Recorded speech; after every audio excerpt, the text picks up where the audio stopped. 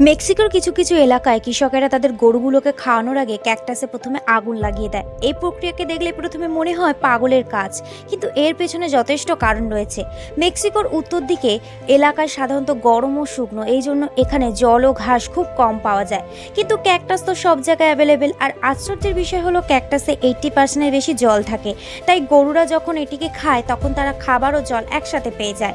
কিন্তু একটা সমস্যা হলো ক্যাকটাসের ওপরে অনেক সরু সরু ছুচালো কাটা থাকে, যেটা সরাসরি খেয়ে ফেলে গরুগুলোর জিভ ও মুখের ভেতর ঢুকে যায়, যেটা খাওয়া খুবই বেদনাদায়ক ও বিপজ্জনক হতে পারে। এই জন্য কৃষকেরা ক্যাকটাসের ওপরে থাকা সরু ছুচালো ছোট বড় কাটাগুলোকে আগুন দিয়ে পুড়িয়ে দেয়।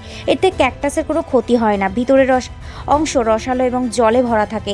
ক্যাকটাস শুধু পশুরা খায় না, মেক্সিকান মানুষেরা এটাকে চাষ করার পাশাপাশি নোপাল নামক সবজি হিসাবে খেয়ে থাকে।